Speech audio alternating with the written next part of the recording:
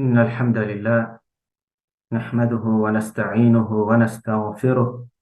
ونعوذ بالله من شرور أنفسنا ومن سيئات أعمالنا. من يهده الله فلا مضل له ومن يضلل فلا هادي له. وأشهد أن لا إله إلا الله وحده لا شريك له، وأشهد أن محمدا عبده ورسوله صلى الله عليه وعلى آله وسلم. أما بعد، فإن أصدق الحديث كتاب الله، وأحسن الهدي هدي محمد صلى الله عليه وعلى آله وسلم. وشر الأمور محدثاتها، وكل محدثة بدعة، وكل بدعة ضلالة، وكل ضلالة في النار. أما بعد، السلام عليكم ورحمة الله وبركاته. إليني إذا لك تحت لا ترى أيسر الشروح على الدروس المهمة في أبو عبد الله المصنعي حفظه الله تعالى، في الدروس المهمة تجتر في الإمام الشيخ العلامة عبد العزيز بن باز رحمه الله عز وجل. أفاني الدرس الأول، إذا لك علاقة لنترى إذا لك علاقة في الشيخ ابن باز رحمه الله تعالى توكم. هنا نقول سورة الفاتحة وقصار الصور. سورة الفاتحة، wọ́n ní pé nínú àwọn ẹ̀kọ́ ilé ìtàn bùkátà láti kọ́ nínú tírà yìí tí àwọn mùsùlùmí tí wọ́n bùkátà láti mọ̀, òun náà ní suratul Fatiha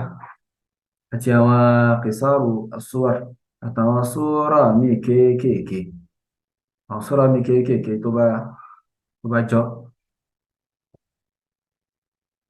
sọ wọ́n ní pé suratul Fatiha wa ma amkana min qisari as-suwar. wọ́n ní suratul Fatiha nínú ìdánilẹ́kọ̀ọ́ tí mùsùlùmí tó gbọ́dọ̀ mọ̀, tó ṣe pàtàkì fún mùsùlùmí láti mọ̀, òun náà ní suratul Fatiha àti eléyìí tó bá tún rọrùn nínú àwọn súwár kéékèèké, àwọn súwárà kéékèèké tó nù al-Qur'an. min surati zalzala min surati az-zalzala ila surati an-nas, láti súra inna anzalnahu fi laylatil qadr, suratu zalzala inaniya. min surati az-zalzala ila surati an-nas، látòrí súra az-zalzala títí dé suratu an-nas talqinan، lẹ́yìn tí ó máa pè é fún yàn. a máa pè é fún wọn wípé sóòrà yìí ẹ̀ ń bùkátà láti kà á, ẹ̀ ń bùkátà láti ha, ẹ̀ ń bùkátà láti ṣe kíni, láti mọ̀ ọ́ kà. so lẹ́yìn náà láti máa ha díẹ̀ díẹ̀ díẹ̀ díẹ̀ díẹ̀ díẹ̀. wa tashihan lil qira'ah، bákan náà títún kíkà ṣe a máa kà á fún wọn lẹ́yìn ìgbà tí wọ́n bá ń pè á máa tún ṣe láhùn àwọn èèyàn. وتحفيظا لنا إياها، وتلقين للاوكو أكما قيفويا يقول بسم الله الرحمن الرحيم. يقول الحمد لله رب العالمين الرحمن الرحيم مالك يوم الدين إياك نعبد وإياك نستعين اهدنا الصراط المستقيم صراط الذين أنعمت عليهم غير المغضوب عليهم ولا الضالين. so أكبر كفو بين فلينا أما شي تصحيح قراءة، أما كوركتي إنت وكان شي وكان هذا ثم بكر هذا أبني جلسي كوركته. وتحفيظا لينا إيها ثم باتي كا ثم تما كذا داتا أو يسسقي كي وها bí wọ́n ṣe ha òun ní báyìí báyìí báyìí. ẹ máa ha áyà kọ̀ọ̀kan ni, áyà méjì ni bó bá ṣe ń rọrùn fún kálukú. wa sharhan lima yajibu fahmuhu، bákan náà ṣíṣe àlàyé tí ó bá jọ́ràn yàn láti gbọ́yé ń bẹ̀, ṣíṣe àlàyé tó bá jọ́ràn yàn láti gbọ́yé nínú àwọn súwárì yìí. الشيخ أبو عبد الله المصنعي حفظه الله وشعر أرى الشيخ ابن باز يعني إن فهم القرآن من أعظم الواجبات الكفائية على المسلمين فإذا جوي مسلمية nínú ọ̀ranyàn tó fi ń tóbi jù ọ̀ranyàn tító iná ni pé kì í ṣe kí dandan kí gbogbo mùsùlùmí kí wọ́n gbọ́ alukur'an kí wọ́n gbọ́ yé kì í ṣe dandan fún gbogbo mùsùlùmí láti gbọ́ gbogbo alukur'an láti gbọ́ yé wala siyama al-ulama wọ́n ní nǹkan yìí nǹkan tó jẹ́ ọ̀ranyàn ni lórí apá kan nínú àwọn mùsùlùmí wọ́n ní especially àwọn olùmọ̀ ọ̀dùá àti àwọn olùpèpè lọ sójú ọ̀nà Allah subhanahu wa ta'ala wọ́n ní amma al-amma ara àwọn àmà àwọn mùsùlùmí tó kù tí wọ́n kì í ṣe olùmọ̀ fal-wajibu alayhim fahmu ma la budda minhu min al-Qur'an gbígbọ́ in tó yẹ pé ọ̀ranyàn ni kéèyàn gbọ́ yé nínú al-Qur'an gbígbọ́ yé wọn ló jọ́ràn lórí àwọn mùsùlùmí tí wọn kì í ṣe olùmọ̀ àwọn mùsùlùmí tó yẹ pé lay people yìí náà ni wọn so gbígbọ́ in tó bá jẹ́ pé dandan nìyẹn bùkátà sí nǹkan yìí nínú Islam so láti gbọ́ yé ọ̀ranyàn ló jẹ́ fún wọn ka qira'atihi bi ghayri tahrifin li harakatihi wa hurufihi gẹ́gẹ́ bí bóòdù wọn ṣe kà á láì ní máa yí harafi láì ní máa yí àmì eléyìí tí wọ́n fi sórí àwọn harafi yẹn láì ní máa yí bóyá fatha wọ́n sọ di kẹsìrọ so eléyìí nǹkan tó jọ́ràn yẹn ni lórí àwọn mùsùlùmí láti mọ̀ wọ́n ní wa fahmu ma ta'allaqa bit-tawhid was-salat bákan náà wọ́n bùkátà láti gbọ́ ohun tó ní àjọṣepọ̀ pẹ̀lú tawhid àti salat wọ́n bùkátà láti gbọ́ yìí was-siyam àti àwẹ̀ wa ghayriha min al-ibadat àtàwọn ilé tó yàtọ̀ sáwọn ilé náà jọ́sìn wal-mu'amalat allati yumarisunaha àti in tó ní àjọṣepọ̀ pẹ̀lú bíbá wọn yẹn ṣe eléyìí tẹ́ pé àwọn tó ń kálukú bá ṣe wa sharhan lima yajibu fahmuhu sọ̀rọ̀ Sheikh Ibn Baz rahimahullah ta'ala tí wọ́n sọ pé wọ́n kàn sí ṣàlàyé tí ó bá jọ́ràn yẹn láti gbọ́yé ń bẹ̀ yìí so ọyìn tó ń túmọ̀ sí fàáfàá ní yanbaghi lil muslimi an ya'taniya bit tafsir wọ́n ní ọ̀ràn ẹni fún mùsùlùmí kí ó ní àkórè kan pẹ̀lú at-tafsir bó ni ó ṣe gbọ́ àlàyé Qur'an yìí wọ́n ní wa aqallu shay'in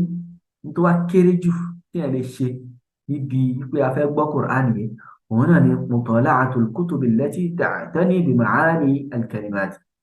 kéèyàn máa ka àwọn tírà tó yẹ pé ó máa ń ṣàlàyé ìtumọ̀ àwọn gbólóhùn kọ̀ọ̀kan tó wà ní al-Qur'an ní àwọn gbólóhùn tó bá le kéèyàn máa ka irú àwọn eléyàn wọ́n ní mithl gẹ́gẹ́ bí kalimatul Qur'an gẹ́gẹ́ bí kalimatul Qur'an tó tírà kan máa bẹ kékeré báyìí náà tí wọ́n pè ní kalimatul Qur'an wọ́n ní bákan náà mukhtasaru tafsir ibn Jarir bákan náà mukhtasar samri tafsiru imamul mufassirin ibn Jarir at-Tabari tó kéèyàn máa ka wa nahwiha àtàwọn eléyìí tí ó tún jọ bẹ́ẹ̀ àtàwọn eléyìí tó jọ wọ́n so gẹ́gẹ́ bí السراج bákan náà so tírà kan lé السراج في غريب القرآن so في بيان غريب القرآن السراج في بيان غريب القرآن تابعوا عارف أو كلمات هنا لو أم به أو كلمات لصة هنا ما شاء الله يسيبه so سورة الفاتحة نسمي سورة الفاتحة ني أو كلمات يعني نكا وهنا نكني òun ni wọ́n ṣàlàyé síbẹ̀ tó tí a bá ní eléyìí téèyàn ń kà so yóò ràn yàn lọ́wọ́ insha Allahu ta'ala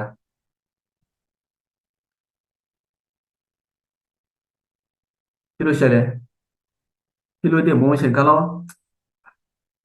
يمكن تشيله يسمع أني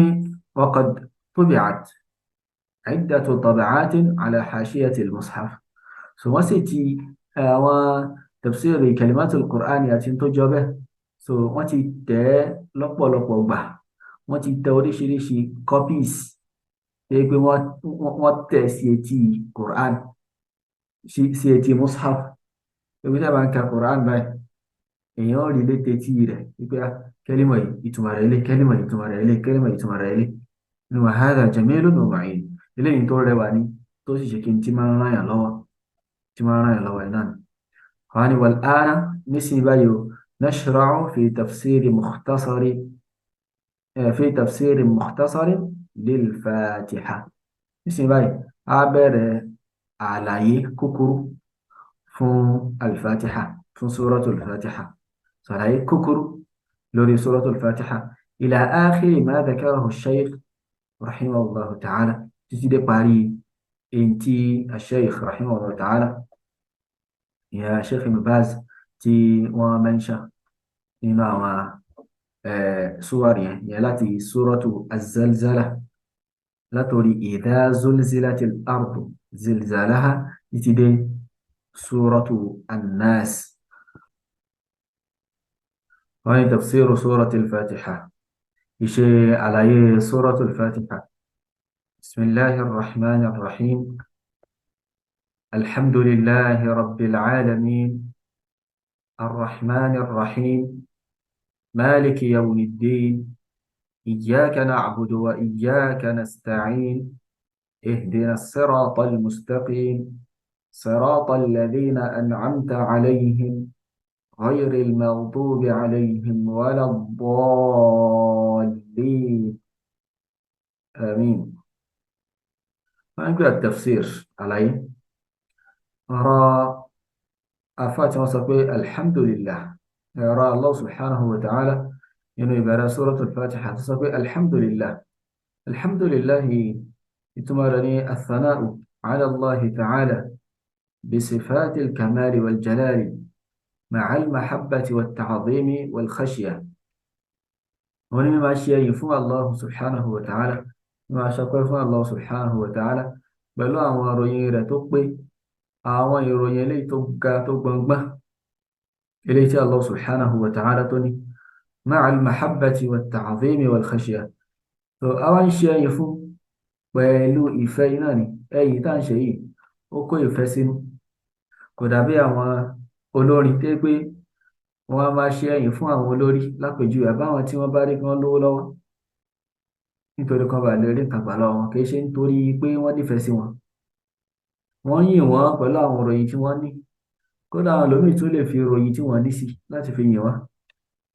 ṣùgbọ́n torí kí torí kan bá lè rí tó àlọ́ wọn kì í ṣe nítorí pé wọ́n nífẹ̀ẹ́ sí wọn kì í ṣe nítorí pé wọ́n bàbàrà wọn kì í ṣe nítorí pé wọ́n nípayà wọn wọn ní ká ṣe àwọn àpáyà wọn ṣùgbọ́n torí kan bá lè rí owó tó àlọ́ wọn kí wọ́n bá lè rí gbàmbẹ́. so athana'u alhamdulillahi ni alhamdu ni oní máa yin Allah subhanahu wa ta'ala pẹ̀lú àwọn ìròyìn rẹ̀ eléyìí tí ó dá pẹ̀lú àwọn ìròyìn rẹ̀ àwọn ìròyìn pípé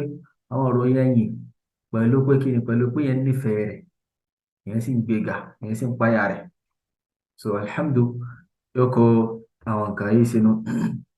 alhamdulillah ẹ̀yìn yìí fún Allah subhanahu wa ta'ala ojú pọ̀nà tí a sọ yìí. Allahu rabbil alamin khaliqihim ọba tó dá gbogbo àgbáńláyé wa murabbihim ọba tó ń rè wọ́n wa raziqihim ọba tí ó ń rọ̀ wọ́n lọ́rọ̀ wa muslihi umurihim wa ahwalihim ọba tí ó ń tún àlámọ̀rí wọn ṣe tó ń yanjú àlámọ̀rí wọn tó sì ń tún àwọn ìṣesí wọn tó ń tún ṣe tó ń rè wọ́n tó ń tọ́jú wọn tó ń mójútó wọn. so ọba ìtumọ̀ rabbu yìí náà èrè ìtumọ̀ rabbu yìí náà èrè. so al-alamun òun ni gbogbo àgbáńláyé pátá gbogbo tó yàtọ̀ sí Allah subhanahu wa ta'ala nínú ayé so àwọn ni al-alamun. so Allah subhanahu wa ta'ala ọba tí ó ń re gbogbo àgbáyé náà ni òun lọ́ba tó sì dá wọn òun ni ọba tí ó ń rọ̀ wọ́n lọ́rọ̀ tó sì ń tún àlámọ̀rí wọn tó ń túnṣe. الرحمن الرحيم اسمه الرحمن الرحيم اسمه ذو الرحمة الواسعة والواصلة إلى خلقه ọba tó ní ìkẹ́ tó fẹ́ tó jẹ́ pé ìkẹ́ yìí a máa dé ọ̀dọ̀ àwọn ẹrú rẹ̀ ó máa fi ń kẹ́ àwọn ẹrú rẹ̀ bí a bá ti ṣe sọ síwájú náà wípé arrahman òun ni dhur rahmati alwasi'a يدل على اتصاف الله سبحانه وتعالى بالرحمة. كلمة الرحمن أنطق سيكون الله سبحانه وتعالى ونيرويكا تي أوركورنجة الرحمة إيكا نارو يا الله سبحانه وتعالى وني إيرويكا. so arrahim wọ́n ń tọ́ka sí pé iṣẹ́ kan tí Allah subhanahu wa ta'ala tó máa ń ṣe òun náà ni pé ó máa ń kẹ́ àwọn ẹrú rẹ̀, ó máa ń kẹ́ àwọn ẹrú rẹ̀. Maliki yawmiddin, ọba tí ọba tó pé òun ni ọba ní yawmiddin, ìyẹn yawmal jaza'i wal hisab, ọjọ́ ẹ̀san, ọjọ́ tí Allah subhanahu wa ta'ala tí ó ṣe ìṣirò. Allah subhanahu wa ta'ala òun ni ọba lọ́jọ́ yìí, òun nìkan ló ní kápá ní ọjọ́ yìí, ọjọ́ tó pé kò ní sẹ́nìkan tí ó lè sọ̀rọ̀, kò ní sẹ́nìkan tí ó lè sọ̀rọ̀, kò sì ní sẹ́nìkan tí ó lè máa pàpè mọ́ra pé ọba kan lòun, òun lágbára kan nínú àwọn ọba ayé, nínú àwọn tí wọ́n lo ayé ní ọ̀nà tí wọ́n gbà ló. Kò sẹ́nìkan tí ó lè wá ní ọjọ́ yẹn tí ó sọ pé òun lọ́ba lónìí. Allah subhanahu wa ta'ala nìkan òun lọ́ba ní ọjọ́ yìí. Iyyaka na'budu wa iyyaka nasta'in. Ìtumọ̀ eléyìí òun ni pé a ní jọ́sìn fẹ́ni kankan, la na'budu illa iyyak, a ní jọ́sìn fẹ́ni kankan tó tayọ rẹ̀. Wa la nasta'inu illa bika wahdaka la sharika lak, a sì ní wá ìrànlọ́wọ́ pẹ̀lú ẹnì kankan tó tayọ ìrẹ́ Allah subhanahu wa ta'ala. So ọba ọ̀kan ṣoṣo, ọba tẹ́ pé kò ní orogún. اهدنا الصراط المستقيم، اهدنا فواصلنا وفقنا وألهمنا وثبتنا، سواشي كونغيري فواصلنا مودور على لوري كني، اهدنا الصراط المستقيم، لوري أجوانا إلي تدور لدي أجوانا تبطى ولا جارة، وهو الإسلام. أفاني أجوانا يوناني الإسلام، لين الله سبحانه وتعالى صراط الذين أنعمت عليهم، ìlànà ojú ọ̀nà àwọn tí ó ṣe ìdẹ̀ra rẹ fún, ojú ọ̀nà àwọn tí ó ṣe ìdẹ̀ra rẹ fún, minan nabiyyina was-siddiqina wash-shuhada'i was-salihin. Àfáàní nínú àwọn ànábì Ọlọ́run bá àwọn tó ṣe ìdẹ̀ra rẹ fún, nínú àwọn ànábì Ọlọ́run bá, nínú àwọn ẹni àwọn olódodo àtàwọn aṣùhàdá, àwọn tí wọ́n kú sójú ọ̀nà Allah subhanahu wa ta'ala tí wọ́n kú ṣahidi, was-salihin àti àwọn ẹni rẹ̀. Ojú ọ̀nà àwọn ẹni yìí iná ni à ń bẹ Allah subhanahu wa ta'ala kí ó tọ́ àná sọ́nà lọ síbẹ̀, lọ síbi mímọ́ rìn ní ojú ọ̀nà wọn. Ojú ọ̀nà àwọn tá a fẹ́ náà rè ghayril maghdubi alayhim, a fẹ́ kí Allah subhanahu wa ta'ala kó tọ́ wa sójú ọ̀nà àwọn al-maghdubi alayhim, àwọn tó ti bínú sí, àwọn tí Allah subhanahu wa ta'ala tó bínú sí. Al-yahud wa man shabahahum, èyí tí pé àwọn náà ni àwọn yahudi, àwọn jews àtàwọn tí wọ́n jọ wọ́n, wala ddallin. Bákan náà a fẹ́ kí Allah subhanahu wa ta'ala kó tọ́ wa sí ojú ọ̀nà àwọn ad-dallin, àwọn ẹni àánú. Àwọn náà ni àwọn an-nasara wa man shabahahum, àwọn nasara, àwọn christians àtàwọn tí wọ́n jọ wọ́n, àtàwọn tí wọ́n jọ wọ́n. Sẹ́lẹ̀ òun náà ni tafsiru suratul Fatiha. فلين باتياتي ما إتما سورة الفاتحة. أفاني من فوائد الفاتحة، من أنفاني تي سورة الفاتحة تيوني أوني بي سميت الفاتحة وصى سورة وصاني سورة الفاتحة لأن القرآن افتتح بها، تربوني تي قرآن في بره، تربوني كاتي القرآن تو في بره. ولأن الصلاة تفتتح بها، أتين تقولي بي الصلاة جا إيمان بره بلو فاتحة ينان، إيمان بره بلو سورة الفاتحة، وين تقولي أنه يسا سورة الفاتحة سورة الفاتحة. إلا كجيبه بي ومن أسمائها، إنه أمورك إنه فانتاتو شين بي سورة الفاتحة يعني بي كما أمورك ودي سورة الفاتحة تنجح، وإنه أمورك ودي السبع المثاني نورقاتي الفاتحة جينان. ما كان من جاء الحمد، ما كان من جاء الصلاة، ó tún jẹ́ ummul kitab, bákan náà ummul Qur'an, ó tún jẹ́ ar-ruqya. ar-ruqya àwọn orúkọ suratul Fatiha náà eléyìí. lẹ́yìn àfáàní lawla ihtiyaju al-abdi laylan wa naharan ila al-hidayah, tí bá ṣe pé ẹrú lọ́sàn-án lóru ó ń bùkátà sí ìmọ̀nà ni fi kulli lahzatin. So ó ń bùkátà sí ìmọ̀nà lọ́sàn-án lóru ní gbogbo ìṣẹ́jú tó wà ní ọ̀sán àtòru tí a fi ń ṣẹ̀mí, tí wọ́n pẹ́ ń bùkátà sí ìmọ̀nà ní àwọn àsìkò yìí ní wathabat alayha. bákan náà dídúró ṣinṣin lórí ìmọ̀nà yìí. lama arshadahu Allahu ila su'ali al-hidayati fi kulli rak'ah. Allah subhanahu wa ta'ala kò ní tọ́ wa sọ́nà lọ síbi pé ká máa tọrọ hidaya yìí ní gbogbo rákà àtàbánkì. kò sí irun téèyàn ó kì í yálà èèyàn ké ewu lẹ́yìn fatiha àbí èèyàn ní ké ewu lẹ́yìn fatiha, èèyàn ṣàkà fatiha náà. ẹni tí ò bá ka fatiha lórí irun rẹ̀ kò ní irun rárá. lẹ́yìn tí ò bá ka fatiha tó sì máa kà, so ọ̀tọ̀ lẹ́yìn tí ó máa kà, ṣùgbọ́n ẹni tó máa kà irú ẹni bẹ́ẹ̀ kò ní irun, irú ẹni bẹ́ẹ̀ ò ní irun. so a rí pé nínú fatiha yìí Allah subhanahu wa ta'ala ní ká máa tọrọ hidaya ń bẹ, ihdina as-sirata al-mustaqim, tọ́ wa sọ́nà lọ síbi ojú ọ̀nà ilé tó tọ́ ti ṣe Islam. àmọ́ tí ìbá yẹ pé a ń bùkátà sí ìmọ̀nà yìí ni Allah subhanahu wa ta'ala kò ní tọ́ wa sọ́nà lọ síbi pé gbogbo súrà àti gbogbo rákà lórí ìrun náà nìkan ti máa ké al-Fatiha yìí. àǹfààní ẹlẹ́ẹ̀kẹrin tó wà nínú súrà yìí òun ni pé takhsisu al-mulki bi yawmi ddin. òun ni pé Allah subhanahu wa ta'ala ó dá ìjọba ìníkápá ìjẹ́ ẹni tó ní nǹkan pé èmi mọ́ ní nǹkan yìí ó dá fira rẹ̀ sá, ó dá fi sára rẹ̀ lẹ́sà ní ọjọ́ ìsan pé ìjọba lónìí, ìjẹ́ olórí lónìí èmi mọ́ ní ọjọ́ ìsan. kí nìdí? wọ́n ní li annahu la yadda'i ahadun hunalika shay'a, torí pé nìkan kò lè pàpẹ mára kankan bẹ́ẹ̀ tó bá ti kú tán, tó bá ìdẹ́rẹ́ ìmọ̀ràn kìyàmà, kò sẹ́yìn kan tó lágbára láì sọ pé kí n láì sọ pé èmi ọba lèmi náà, ó gbọ́ ọba ayé kò sí. torí Allah subhanahu wa ta'ala máa sọ pé limanil mulkul yawm, ta ni wá ní títa ní ìjẹ́ ọba ní í ṣe lónìí, ta ló lórí lónìí ìbáyìí, ta ló ní kápá lórí gbogbo nǹkan lónìí ìbáyìí. kò ní sẹ́ni tí ó sọ̀rọ̀. Allah subhanahu wa ta'ala sọ pé lillahi al-wahid al-qahhar, tí Allah ní í ṣe ọba kan oṣù, ọba tí ó borí àwọn ẹrú rẹ̀. So Allah subhanahu wa ta'ala ó dá ìjẹ́ olórí, ìjẹ́ olùkápá, ìjẹ́ olùdarí ní ọjọ́ ìsan, ó dá fi sára rẹ̀ lẹ́sà nínú sura yìí, nínú àyà yìí, Maliki yawmiddin tàbí Maliki yawmiddin. torí pé kí ni kò sẹ́ni kankan tí ó máa pàkẹ́ mára pé èmi náà lágbára lónìí ní ọjọ́ yìí. àǹfààní ẹlẹ́ẹ̀karùn-ún ni pé al-hidayatu, èyí tí wọ́n ń pè ní al-hidayah ìmọ̀nà ní ìtumọ̀ rẹ̀ ni pé ma'rifatul haqqi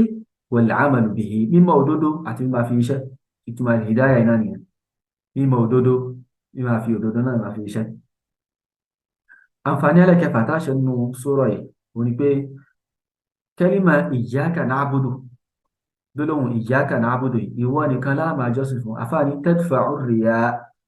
ó ń ti àríyá ṣe kárí mi, ó ń ti dànù, ó ń ti ṣe kárí mi, ó ti dànù. so torí pé kí ni àríyá òun pé kéèyàn máa ṣe ìjọsìn kan nítorí ẹlòmíì tí yàtọ̀ sí Allah subhanahu wa ta'ala. òtẹ́ bá sọ pé ìwọ nìkan ní máa gbé ìjọsìn mi fún, ó túmọ̀ sí pé kí ni mi ò ní fi wójú ẹlòmíì, mi ò ní ṣe nítorí ẹlòmíì. bí máa ṣe nítorí ẹlòmíì àríyá yìí náà ni ó sì lè ba iṣẹ́ jẹ́, ó lè ba ohun téèyàn ṣe, ó lè bàjẹ́ tó bá pọ̀, ó sì lè sọ ẹni kèfèrí.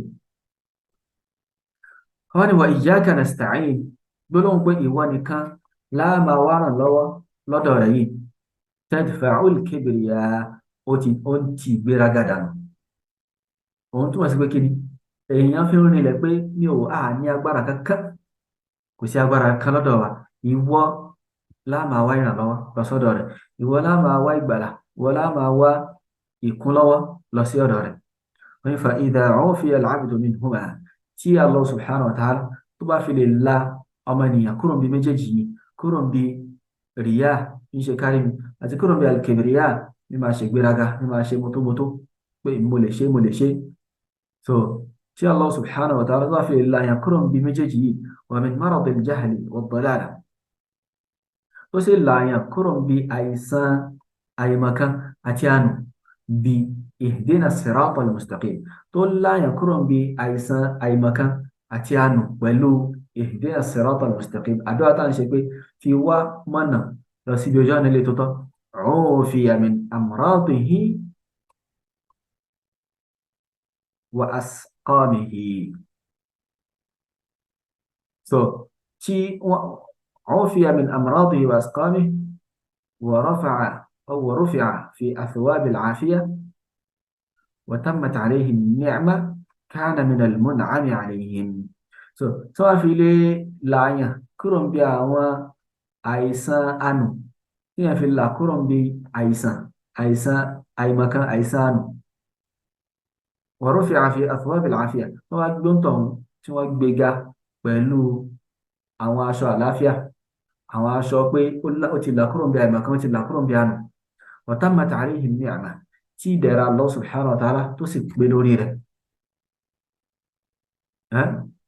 tí ìdẹ̀ra Allah subhanahu wa ta'ala tó pé lórí rẹ̀ so wọ́n ní tí Allah subhanahu wa ta'ala tó bá fi lè láyàn wọ́n ní wa min maradi al-jahli wad-dalala bí ihdina as-sirata al-mustaqim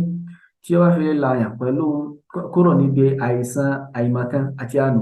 pẹ̀lú ihdina as-sirata al-mustaqim fi wá mọ̀nà lọ sí ojú ọ̀nà ilé tó tọ́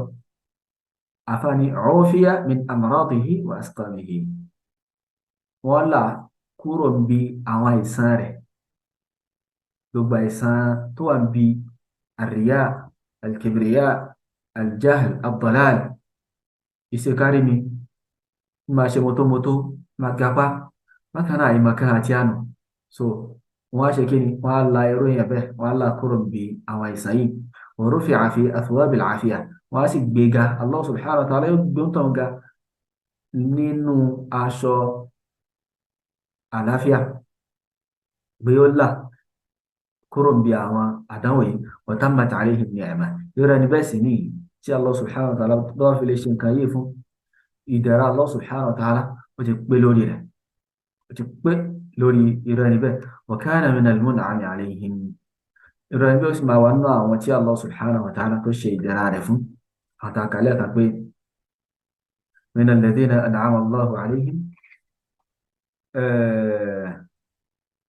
ibi tí Allah subhanahu wa ta'ala tó ní sirata alladhina an'amta alayhim min an-nabiyyina was-siddiqina wash-shuhada'i was-salihin so ìlànà àwọn tí ó parí ìdẹ̀ra rẹ̀ lé lórí nínú àwọn annabiyyun àwọn ànábì Allah subhanahu wa ta'ala àti àwọn siddiqun àwọn olódodo bákan náà àwọn ṣùhádà àwọn tí wọ́n kú sójú ọ̀nà Allah subhanahu wa ta'ala was-salihin àtàwọn ẹni rẹ̀ so ìrìnyà bẹ́ẹ̀ tó bá là kúrò bí nǹkan mẹ́rin yìí yóò máa wà nínú àwọn al-mun'am alayhim àwọn tí Allah subhanahu wa ta'ala tó ṣe ìdẹ̀ra rẹ̀ fún. àǹfààní ẹlẹ́keje òun ni pé suratul fatiha tẹ̀rí wọ́n ní al-fatiha yìí tatadammanu ar-radd ala jami' al-mubtilin ó kó sínú ṣíṣe rọ́dù fún gbogbo àwọn oníbàjẹ́ pátápátá náà suratul fatiha ló ń ṣe rọ́dù fún